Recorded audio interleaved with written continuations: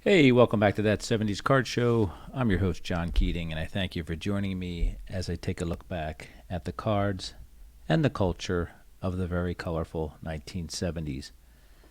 We'll revisit a more simple time in our hobby by taking a deep dive into the sets and the stats with a generous amount of dad facts sprinkled in. That 70s Card Show is currently sponsored by nobody. If you have a comment or suggestion, I urge you to drop me a line at ThatSeventiesCardShow at gmail.com, ThatSeventiesCardShow on YouTube, or 70sCard on Twitter. And I believe that's the first time I did that without screwing up, so congratulations to me. Sorry for such a big gap in between episodes. I've been a little bit of a busy fella with work and school, finishing up a semester at school. Turns out that I had a final exam last week, 150 points. It was worth 6 to 8 pages on mid-19th century literature, and I did a lot of calculations to see where I would be because I assumed I was going to botch the whole thing up, and either I'm brilliant at mid-19th century literature or my professor is pretty lazy because I got a 150 out of 150. So I didn't need to look at the worst case scenario. I did all right. So I tend to think the professor was a little lazy or didn't want to read my drivel. So anyway, that's that. Hobby Hotline was on Tuesday. I got a chance to sit in on that. It was a pleasure and a joy.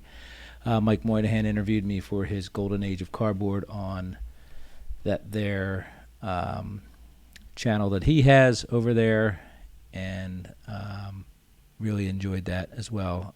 Dallas Card Show. I'm currently in Dallas right now, across the street from the Marriott Waters Creek in Allen. And I got to see Rich tonight. Said hi, all that stuff. Popped in, bought some cards, some commons, high number commons from some sets, but got my toes a little wet there. So tomorrow we dig deeper, see what we can find, and more importantly, tomorrow I get to meet a lot of people that I've interacted with on the internets, and get to see them in person and say, hey girl, what's up? So that's that. So we are on episode 52, and 52 means there's 52 weeks in the year, I'm pretty sure. And I think it was May 31st of 2021 that I began my podcast. So this is kind of like one trip around the sun here for the podcast. Had a lot of fun doing this thing, so I appreciate anybody who has been there from the beginning or joined along the way. Episode 52, pretty darn incredible if you ask me. So what we're going to talk about? Well, my analytics, or my ability to read analytics, tells me that you guys like baseball. So we are going to talk about the 1977 Topps baseball set. But before we get into that, we're going to talk a little bit about the 1977 baseball season. I'm going to read you some, it's dad facts time for the 1977 baseball season. So we'll go over some timeline events, talk about the draft, talk about the regular season standings, playoffs, award winners, all that fun stuff. So the 1977 Major League Baseball season, the American League had its third expansion as the Seattle Mariners and Toronto Blue Jays began play. However, the National League did not expand, remaining at 12 teams compared to the AL's 14 until the Colorado Rockies and Florida Marlins joined the NL in 1993. Let's talk about some notable events all the way from the beginning of the year. So January 2nd, not even a full season into owning the Atlanta Braves, Commissioner Bowie Kuhn suspends Ted Turner for tampering with the signing of Gary Matthews from the Giants. January 4th, Mary Shane is hired by the Chicago White Sox as the first woman TV play-by-play announcer. January 19th, the Baseball Writers Association of America elects Ernie Banks to the Hall of Fame in his first year of eligibility. A couple weeks later there, January 31st, the Special Veterans Committee selects Joe Sewell, Amos Russi, and Al Lopez for the Hall of Fame. And, not to be outdone, on February 3rd, the Hall of Fame's Special Committee on the Negro Leagues picks versatile Cuban star Martin Dihigo and shortstop John Henry Lloyd for induction, and the committee then dissolves, its functions being taken over by the Veterans Committee at that point. March 21st, Mark Fidrich, the 1976 AL Rookie of the Year, rips the cartilage in his left knee and will undergo surgery in 10 days. The injury will effectively end the fabled career of the bird. Tripped over a water sprinkler at spring training, came back about maybe 2 months after surgery, messed up his mechanics, blew his arm or shoulder out after that. So I got a chance to see Mark Fidrich pitch at Veterans Stadium in 1976 at the All-Star Game. Prior to the start of the 1977 season, the Toronto Blue Jays had agreed to a trade that would send veteran pitcher Bill Singer to the New York Yankees for the then little-used left-hander Ron Guidry. All bets were off, though, after the front office realized that Singer was on the cover of their printed media guide.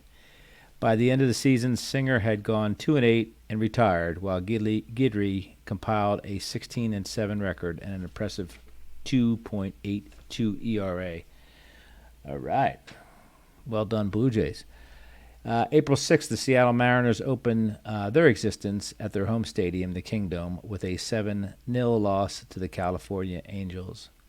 On April 7th, the Toronto Blue Jays play their first game in franchise history in the snow, defeating the Chicago White Sox 9-5 at Exhibition Stadium. Interestingly enough, you could not buy a beer at Exhibition Stadium. There was a Canadian law prohibiting the purchase of alcohol at sporting events at the time.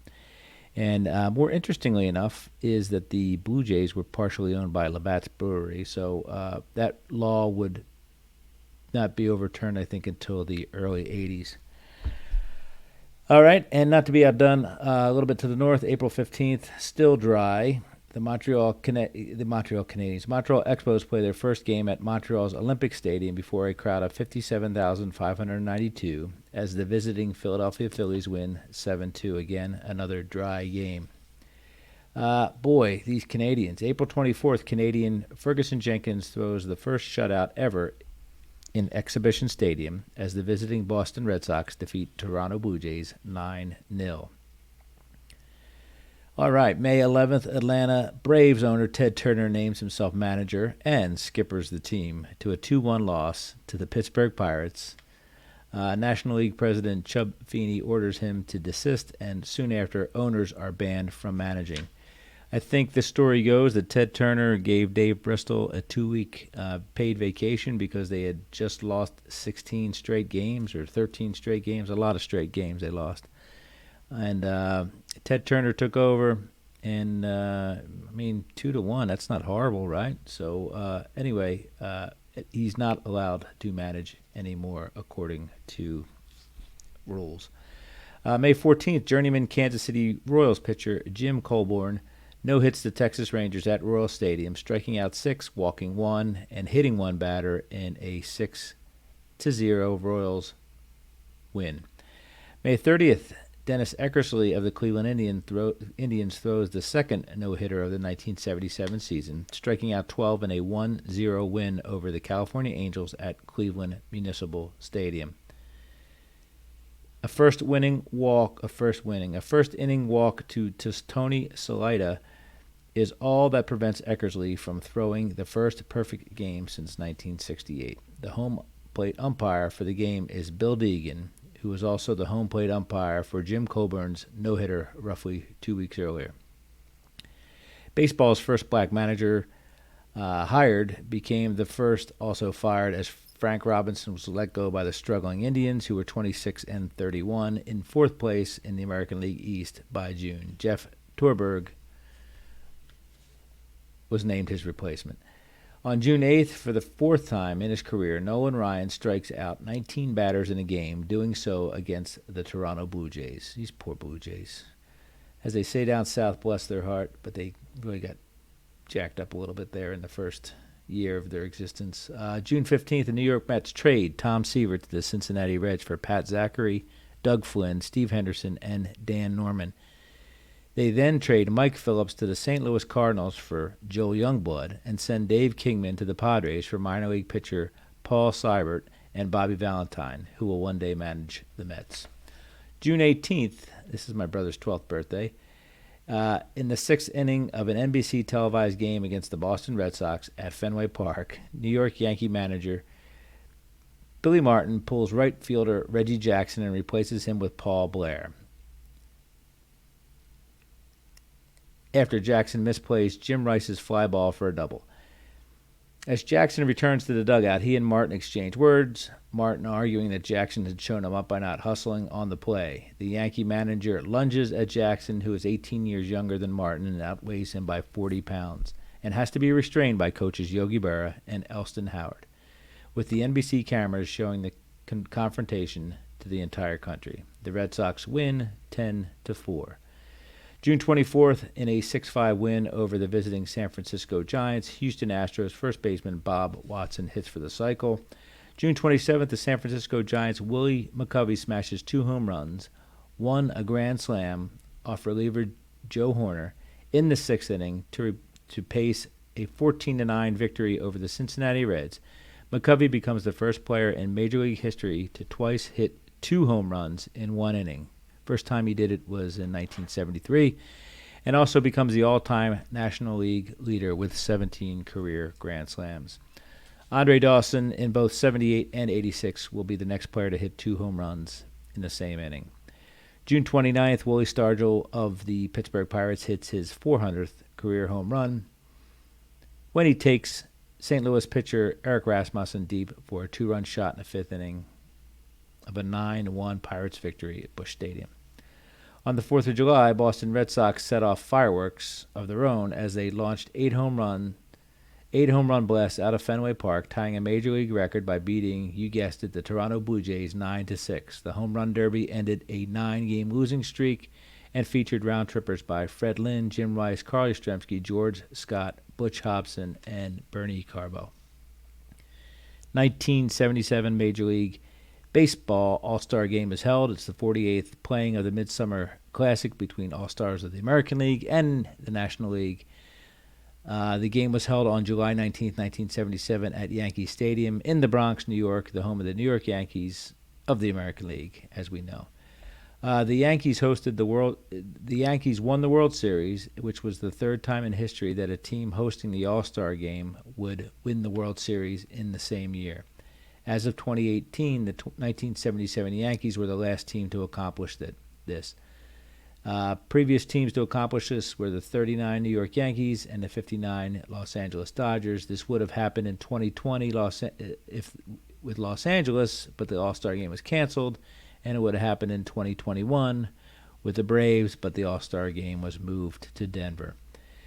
So, last time Yankee Stadium would host the All-Star Game until 2008, which was the last year old Yankee Stadium was used by the Yankees. Now, moving on to August. Kansas City Royals designated hitter John Mayberry hits for the cycle in a 12-2 win against the visiting Chicago White Sox. August 12th, for the 2nd consecutive day, Manny Sanguian of the Oakland Athletics foils a no-hit bid with a single off the Baltimore Orioles' Jim Palmer, who settles for a 2-hit, 6-0 victory. Yesterday's hit was off New York Yankees' Mike Torres, who finished with a 3-0 two-hitter. August 27th, Toby Harrah and Bump Wills of the Texas Rangers become the first players in Major League history to hit back-to-back inside home runs. They do so in a game against the New York Yankees. August 29th, the St. Louis Cardinals outfielder Lou Brock steals 2 bases in a 4-3 loss to the San Diego Padres. It is the 893rd career stolen base for Brock, beating out Ty Cobb's modern record. I'm listening to Ty Cobb's a book about Ty Cobb right now, which is absolutely brilliant, by the way. Boy, I think I'd be better prepared for this, but let's see here. It's called, and it's a more definitive biography than that hack Al Stump, that's for sure. Gosh, what is that thing called?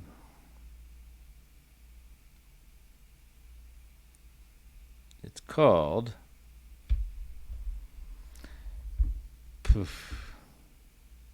Here it comes, folks. Get ready for it. It's called A Terrible Beauty, the Ty Cobb story by Charles Learson,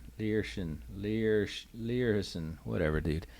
Anyway, good book, great book. Kind of rights some of the wrongs that have been written about Ty Cobb. Very interesting, little deeper dive and less sensational. So, sorry about that, Lou Brock. I took some of your glory off of that big announcement on that big record-breaking feat on August 29th. So my apologies. September 9th, in the second game of a doubleheader in Boston, the Detroit Tigers debut their new second baseman, Lou Whitaker, and their new shortstop, Alan Trammell. They will play side by side for 19 years to establish a new major league record for tandem play at these positions. On September 10th, Roy Howe hits 2 home runs, 2 doubles, and a single, and drives in 9 runs as finally the Blue Jays beat the Yankees 19-3. So yay, Blue Jays. 3 Atlanta Braves, Gary Matthews, the legendary Biff Pocoroba, and Pat Rocket pulled off the impossible after they executed a triple steal over the San Diego Padres en route to a 7-3 victory on September 11th. One more reason to complete your Biff Pocoroba run there, Herman. September 15th, the California Angels trade Dave Kingman to the New York Yankees for pitcher Randy Stein. Having also played with the New York Mets and San Diego Padres early this season, Kingman becomes the first and only Major League player to play in all 4 divisions in one season. He also homered in all 4 divisions as well. I don't think we'll ever see that again. September 15th, Earl Weaver pulls his Baltimore Orioles from the field at Exhibition Stadium, citing hazardous conditions caused by a small tarp weighed down by bricks covering the bullpen mound. This results in a forfeiture of the game to the Toronto Blue Jays.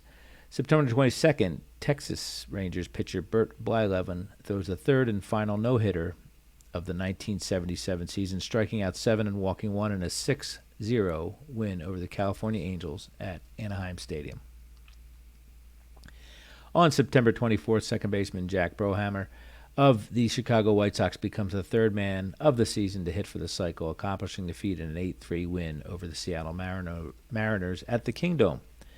And on September 25th, California Angels pitcher Nolan Ryan notches his 341st strikeout of the season, the 5th highest single-season total in American League history. Ryan sets the American League single-season record 4 years earlier when he struck out 383 batters in 1973. And finally, September 30th, Lou Brock of the St. Louis Cardinals steals the 900th base of his career in a 7-2 win over the New York Mets at Busch Stadium, becoming the second man in baseball history to reach that plateau. And now we move into the postseason here. Game 3 of the National League Championship Series at Philadelphia's Veterans Stadium. The Los Angeles Dodgers were down 5-3 with 2 outs in the 9th inning. Pinch hitter Vic Davalillo beats out a 2-strike drag bunt, and pinch hitter Manny Mota follows with a long double off Greg Luzinski's glove. That's a sore spot with Ray from Philly because it should have been Jerry Martin in there as a defensive replacement at that point in left field. Mota reaches third on a throw. Mota was about 300 years old at that point, too. So Mota still reached third base on a throw that Ted Sizemore mishandles. Ted Sizemore was the Phillies' second baseman. Davey Lopes' grounder caroms off Mike Schmidt's knee to Larry Boa, and the shortstop throw is ruled late, although television replays and a scene from the 1977 Phillies highlight film showed that Lopes was out. Los Angeles pulls out a 6-5 victory over the Phillies. So New York Yankees Reggie Jackson on October 18th hits 3 first-pitch home runs on consecutive at-bats during the decisive Game 6 of the World Series, leading the crowd to serenade him with chants, Reggie, after his final home run lands deep into the batter's black eye back there.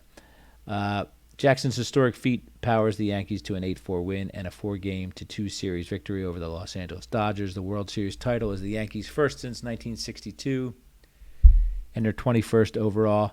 What is forgotten in history that on April 16th, in his last at-bat, Reggie took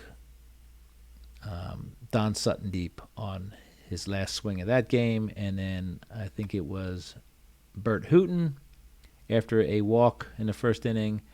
Bert Hooton, first pitch home run.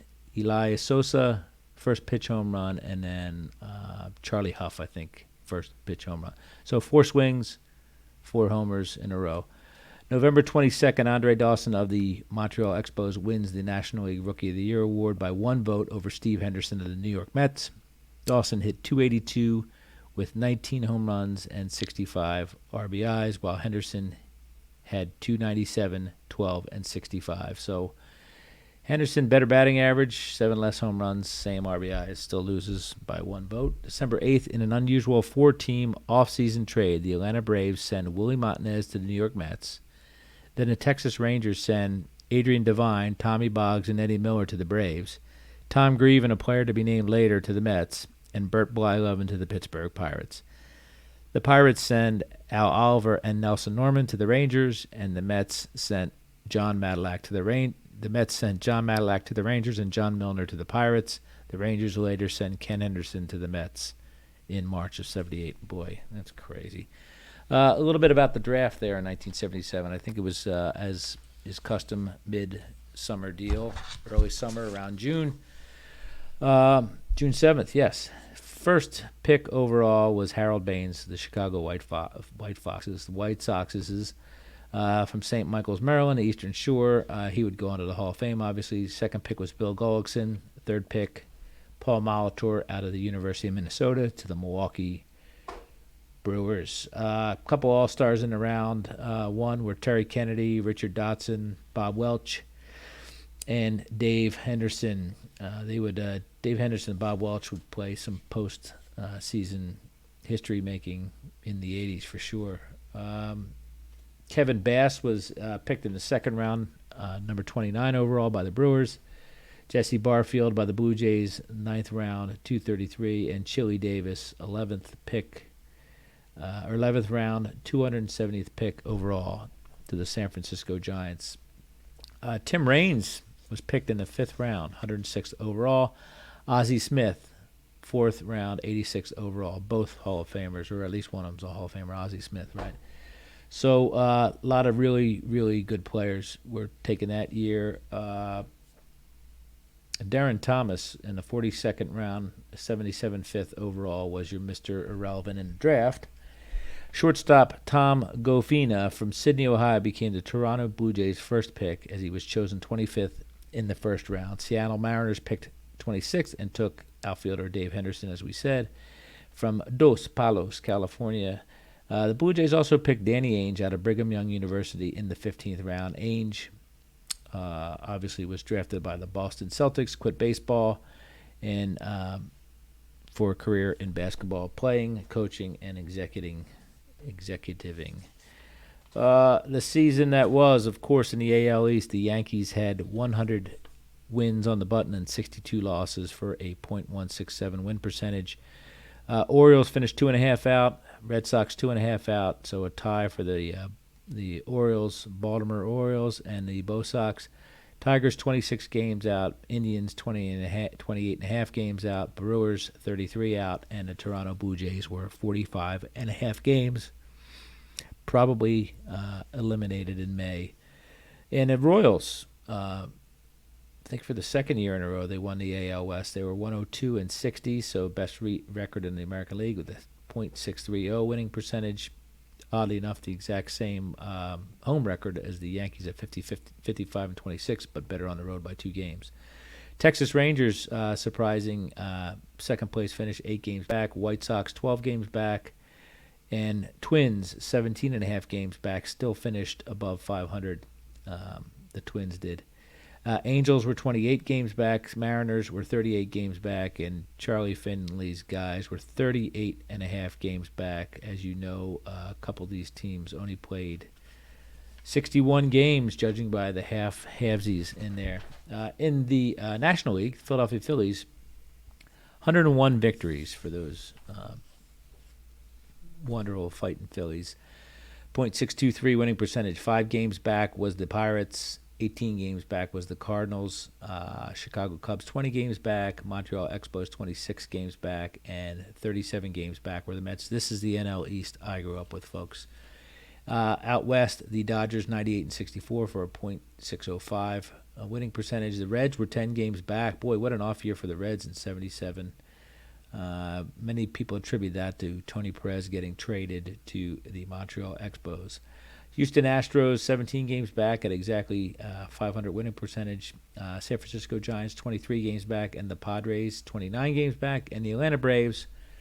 For as long as I go to my grave, I'll never know why the Atlanta Braves were in the National League West when the Cubs, Cardinals were in the National League East. So that's that. Regular season, of course, the Yankees 3-2 over the Kansas City Royals in the ALCS, only 5-game series back then. The Phillies lost 3-1 to the Dodgers, and a 4-2 victory for those Yankees in the World Series. Most valuable player in the American League was Rod Carew, had a great year. George Foster, an even better year in the National League. Cy Young Award winners, Sparky Lyle for the Yankees, Steve Carlton for the Phillies. Rookie of the Year, Eddie Murray, did not have a card that year for the Baltimore Orioles, and Andre Dawson again for the, whatchamacallits up there north, Expos. Relief Man of the Year was Bill Campbell from Boston and Raleigh Fingers from San Diego. Your Gold Gloves, Jim Palmer, pitcher, Jim Sundberg, catcher, Jim Spencer. Boy, I see a theme developing. First base, Frank White. Second base, Greg Nettles. Third base, Mark Ballinger. Shortstop, and Juan Beniquez, Al Cowens, and Carl Michael Yastrzemski in the outfield for the American League. More Jims. We have Jim Cott, pitcher for the Phillies. Johnny Bench, catcher. Steve Garvey, first base. Joe Morgan, Cincinnati Reds. Mike Schmidt, third base. Dave Concepcion. Shortstop, Cesar Geronimo. Gary Maddox and Dave Parker are your outfield Gold Glove Award winners for 1977. Of course, two of those guys were center fielders. But so what? I would have taken Gary Maddox. I think Gary Maddox had a better bat. Rod Carew batted .388 that year. Dave Parker hit .338. Jim Rice 39 dingers. George Foster 52. Larry Heisel is your RBI leader from Minnesota in the American League, and we had 119, and George Foster had 149. Freddie Patek, stolen bases 68. Frank Tavares 70 for Pittsburgh. Wins were Dennis Leonard and Jim Palmer and Dave Goltz. Dave Goltz was a pitcher for the Minnesota Twins. Steve Carlton led the National League all by himself with 23 victories. ERA 2.54, Frank Tanana for the Angels. John Candelaria for the Pittsburgh Yinzers at 2.34, and Nolan Ryan 341 strikeouts, and Phil Niekro at that point was in his mid-80s and 262 strikeouts.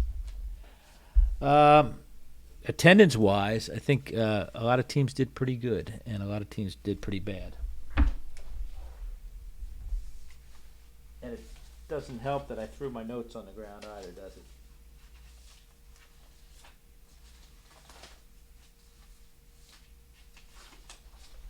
Let me see if I can find my notes. Hey, there we go. I found that other page. Sorry about that. So the Dodgers, which they would be their custom throughout the 70s and 80s, they really brought the people in. Almost 3 million at 2.955 million people, 36,483 a game.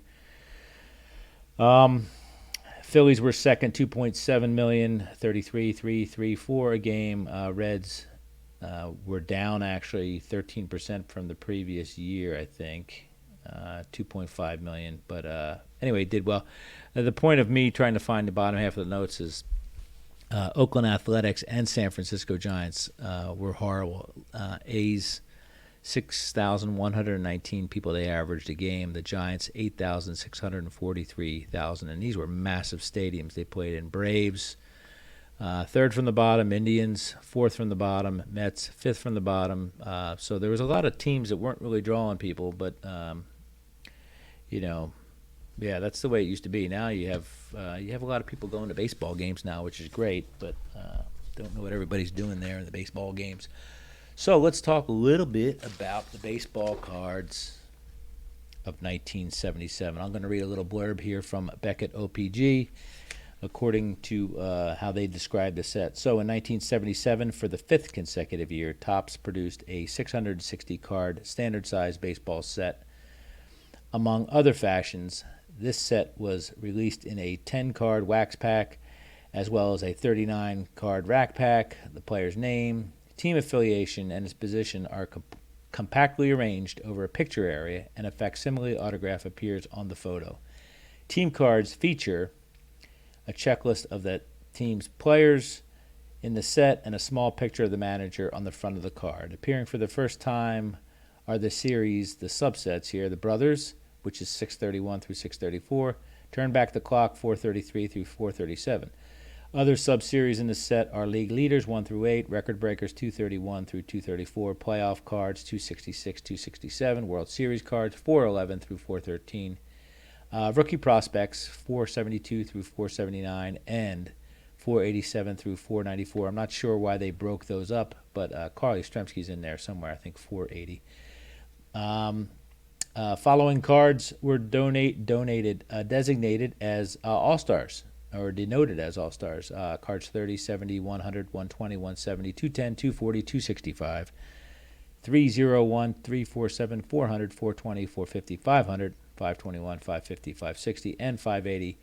Obviously, the key rookie cards are Andre Dawson, Dale Murphy, Denny Martinez is in there, Mark Fidrich is in there, Jack Clark is in there. If you come upon a couple Yankees cards that are numbered 23 or lower, they're Burger King cards, so beware there. I don't think there's a Burger King logo on the back of them like there would be later on. So if you see that and it kind of grabs you by surprise, that's why. Burger King cards, 1 through 23 Yankees.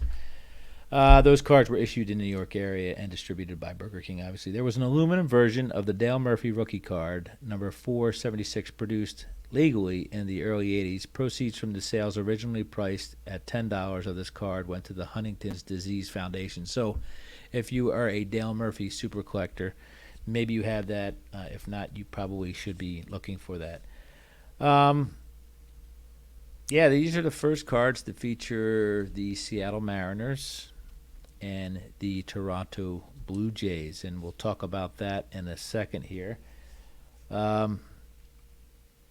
54 Hall of Famers in this set, folks. So let's get into the cards here. Packaging, right? I've put up on my screen some package variations here. We have the wax box in the upper right. We have a rack pack, 49 cents for 39 cards.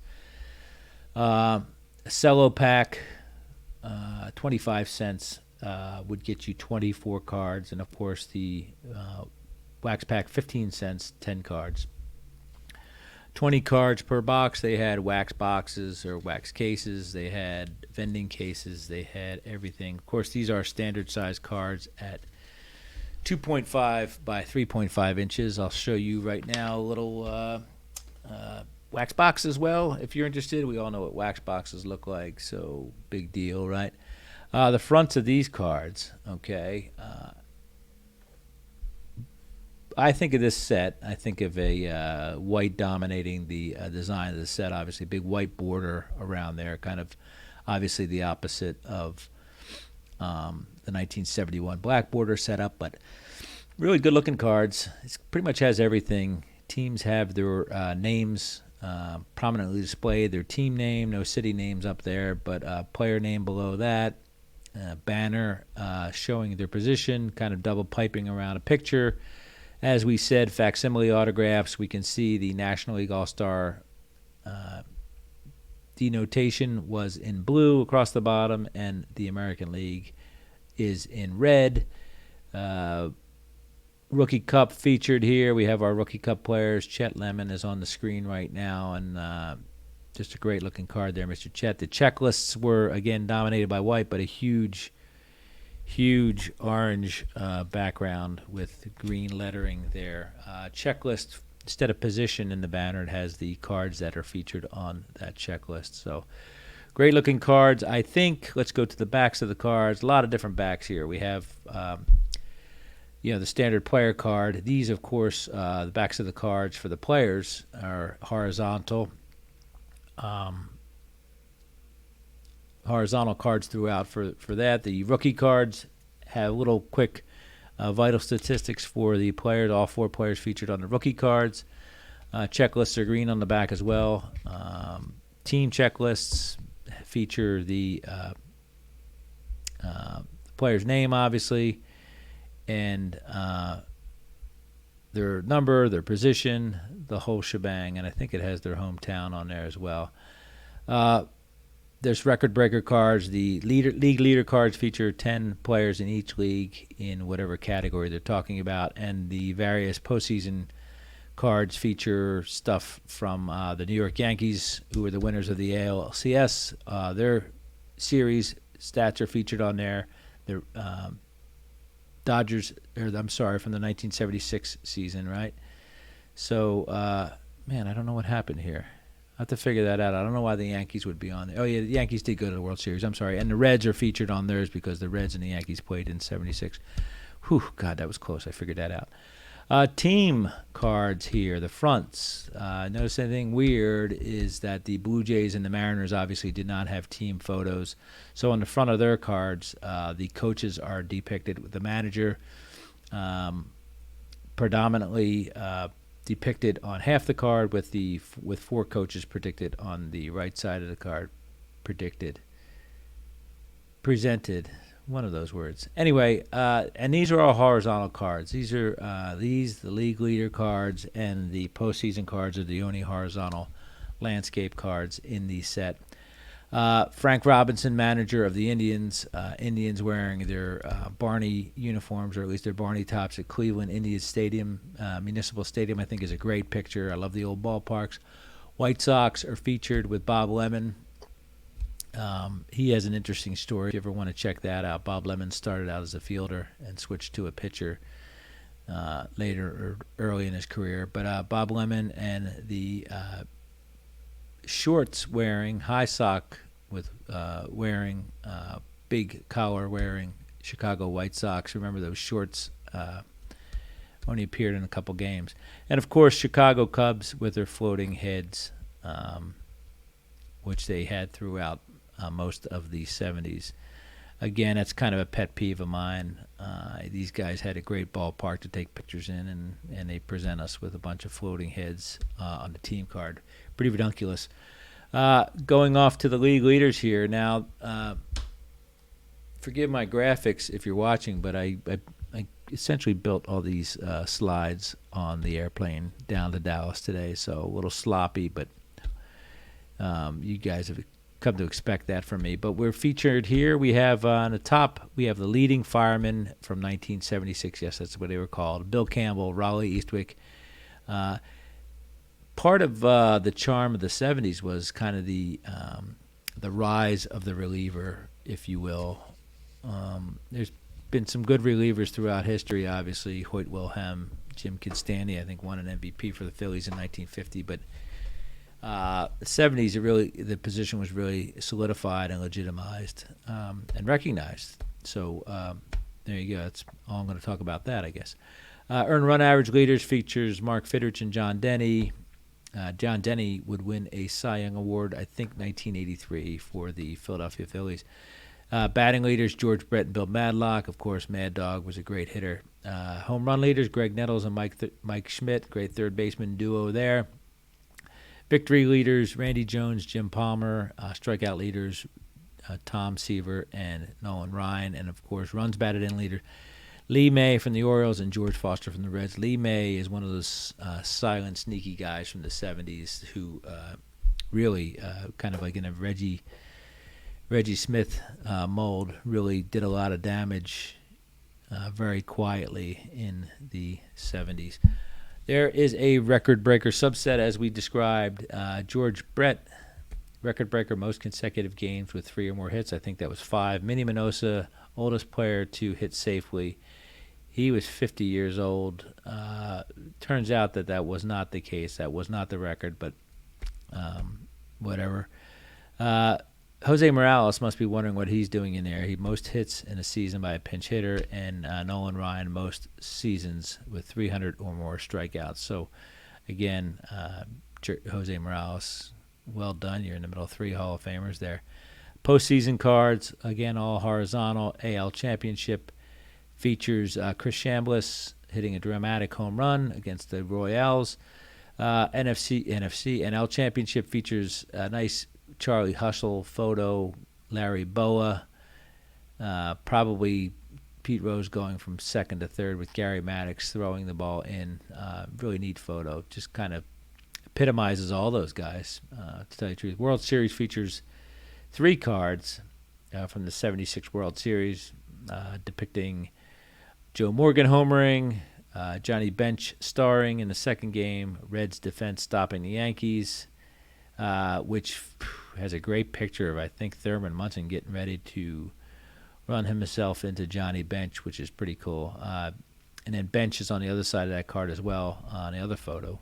And then, of course, since he wins, it's second straight season. If you haven't heard me say it ad nauseum, 76 Reds were the greatest offensive team in baseball history. You do the work. Take a look at that and tell me who is better. Turn back the clock. This is another slide I messed up, but it goes back 5 years to Nate Colbert hitting 5 home runs and 12 RBIs in a doubleheader. 10 years beyond 77 was Carl Yastrzemski's Triple Crown. 20 years or 15 years before that, Maury Wills records 104 stolen bases. 20 years prior to 1957, a gentleman named Keegan hurls the major's only no-hitter for the White Sox. And, of course, Ralph Kiner, 1952, leads the NL in home runs for 7 straight years, which is pretty phenomenal. Moving on to the brothers, which is pretty cool if you're not spooked out by brothers playing in the major leagues. There was 4 sets in the 70s, mid-70s. Paul Ruschel, Rick Ruschel, Bob Forsch and Ken Forsch, Lee May and Carlos May, and George Brett and Ken Brett. So Rick Ruschel, I don't know why I said Ruschel. Rick Ruschel and Paul Ruschel are actually, their names are underneath of them, but they got it backwards. They put Paul's name under Rick and Rick's name under Paul. Again, big white borders, big banner on the top that says Big League Brothers, and the Cubs featured both Rick and Paul. Bob and Ken Forsch, I remember them very well pitching for their respective teams, both in the National League. Ken and George Brett. Ken Brett, great hitting pitcher, supposedly a lot more talented, gifted athletically than George, but obviously George had his career. And Carlos and Lee May, again, we talked about Lee May. Carlos May is depicted in a New York Yankees uniform, and Lee May is depicted in his Baltimore Orioles road uniform at Yankee Stadium. Carlos May was born on May the 5th, and I haven't ever seen any pictures, but it's been brought to my attention that he always wore number 5, and if his name is May 5 would have been over on his back, which was pretty cool. I haven't seen a picture of it, but I can believe it for sure. So this set, before I go any further, I want to just say this is a sneaky set. It's a really good set of cards. This 1977 Topps. It's got a combination of portrait photos or posed photos, whether it's in spring training, as they did back then. Topps stationed a photographer on the East Coast and West Coast, so we had our Shea and Yankee Stadium pictures, we had our Candlestick and Oakland Coliseum pictures, and there's even some pictures. Big picture day, I guess, happened in Cleveland as well. There's a lot of pictures taken at Cleveland's Municipal Stadium. Again, backs of the cards at top screen. The back of the card is pretty cool. I probably need to revisit that because it's kind of a cool little thing. It plays out like almost like a Sandlot backyard thing with the bio kind of propped up with a couple 2x4s and stuff like that. Player's name, the vital statistics, all that stuff has their date of birth, their hometown, their home, their height, their weight, when they were drafted, how they were acquired, all that stuff. Nice little bio. Full stats for most players, meaning if there's room, their minor league stats were in there. There's a trivia/cartoon on there. There's a nice little trademark. No player trademark on there, just the Topps TCG, Topps Chewing Gum, Inc., printed in USA 1977. So not sure what happened to the players' trademarks, but they weren't on there. So sorry, I got off track with that. So we talked about the Russell brothers, Rick and Paul, their names being messed up. Action photos, a lot of great action photos. Now keep in mind, these cats were shooting with 35 millimeter film, so you point, shoot, and pray for the best, I guess. Robin Yount, great bunt picture there. Jim Spencer wearing the all-black Chicago Whites uniform. I think Billy North coming back to the bag in an attempted pickoff move. I like that photo. Carlton Fisk is receiving the ball at home plate while Willie Randolph slides home. That is at Yankee Stadium, as the Red Sox are wearing their red.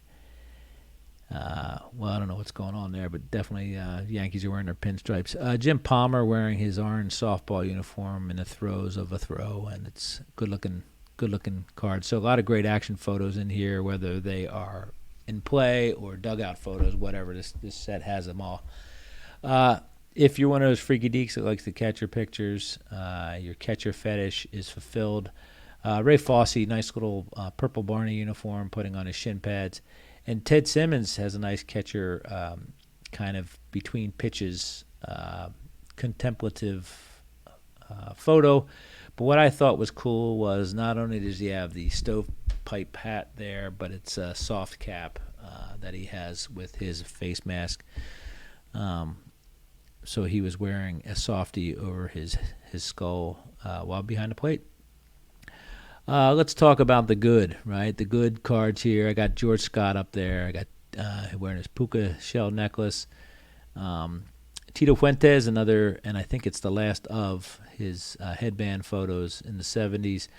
Lou Brock is wearing that hat that I spoke about, Ted Simmons. A lot of those teams had those in 1976, those stovetop hats, but he's got his batting helmet with stripes on it, which was pretty cool. Butch Hobson, I put Butch Hobson in my good section because I was 54 years old when I found out his real name was Clell. I did not know his name was Clell. Jose Cruz is depicted in the Tequila Sunrise uniforms, and more importantly, he signs his name on the front of his card, Jose Cheo Cruz. George Hendrick wearing his visor. Bobby Tolan, arms way up in the air. I used to love watching Bobby Tolan bat. I loved his stance. Poor guy blew out his Achilles, I think, in playing for the Reds, and was never quite the same after that. So he's kind of a role player after that. And Brooks Robinson, this is a big bag of goodies I put up here. Brooks Robinson, his last card as an active player, 1977. He would be depicted on a 78 card for a record breaker type thing. Moving on to the bad. Obviously, we had some issues here at Topps because the Mariners and the Blue Jays did not exist. Now, the Mariners, most Kurt Bavacqua I have depicted here. Most of the Mariners hats look like they're just, done by 6-year-olds. They did a great job with the Blue Jays stuff, but the Mariners ones all look completely boogered up. Jack Brohammer is in all blacks with a white hat. Chris Knapp is in whites with a black collar and a black cap. Manny Sanguin looks like a leprechaun between his sideburns and his electric green A's airbrushing. Happens to be in Candlestick Park, too, when they take that picture. And then Tommy Helms is in, he looks like he's in a bottle of Mountain Dew. They completely used a different set of standards to airbrush that same A's uniform. He looks like Mountain Dew.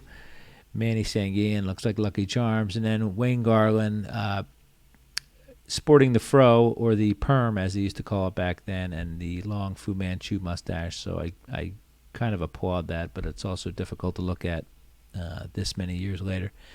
And the ugly, we have four drunk uncles there.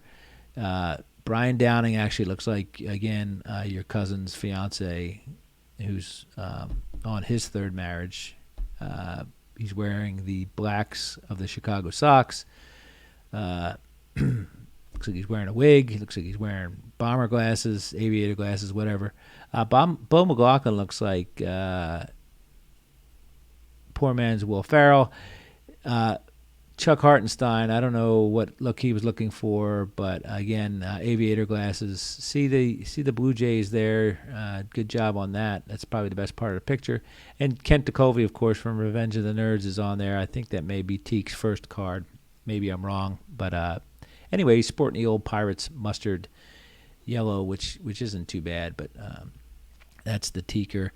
Mr. Irrelevant in the set is Willie Horton, number 660 in the set. And probably the biggest boner to say that, it took me 52 episodes to say the word boner, but was the old Dave Collins, Bob Jones card. Now, Dave Collins was a speedster and really good player for the Reds for a while, but he's depicted as somebody who looks nothing like Dave Collins, and the conventional wisdom that he was actually Bob Jones. And so Bob Jones, I guess, has two cards in this set.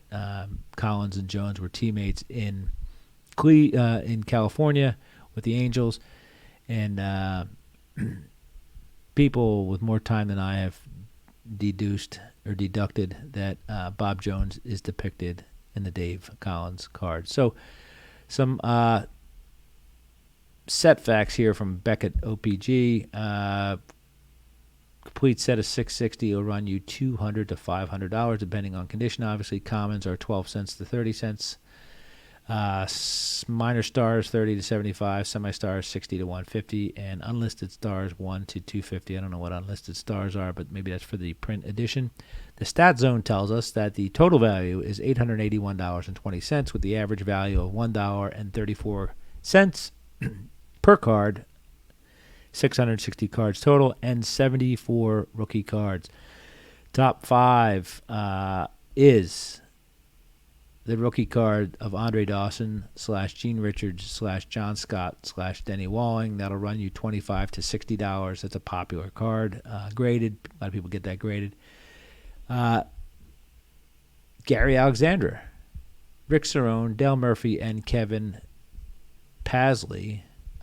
Rookie card is $25 to $60. And interestingly enough, Dale Murphy obviously is on the catcher card. That's how Dale Murphy came into our lives.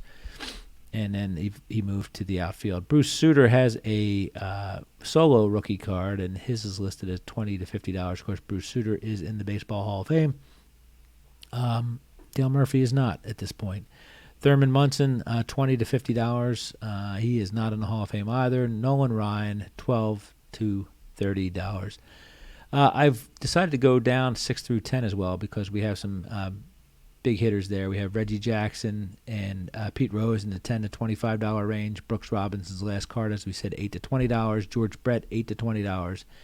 And Johnny Bench, $6 to $15. All right, back to the rookies again. We talked about Dawson, and we talked about Dale Murphy in $25 to $60 range, and of course Bruce Sutter, $20 to $50 range. Mark Fidrich's card, $1.25 to $3, and Jack Clark's card, $1.25 to $3 as well. So that's it for those guys, and that's it for this episode of That 70s Card Show. Thank you for joining me this week in my journey back in time. If you have a comment or suggestion, perhaps you have a set from the 70s you'd like to hear more about, I urge you to drop me a line at ThatSeventiesCardShow@gmail.com, ThatSeventiesCardShow on YouTube, or 70s Card on Twitter. Music is by Mango Safari if you're listening in your car or on your rowing machine, or if you're just listening, sorting cards. That's whose those wonderful, wonderful, delicate sounds are being played by Mango Safari. Thanks again. Really, really fun time this week talking cards with people, and looking forward to this weekend enjoy your collecting, and more importantly, enjoy your collection. Folks, thank you. Be safe. Have a great week. Ciao.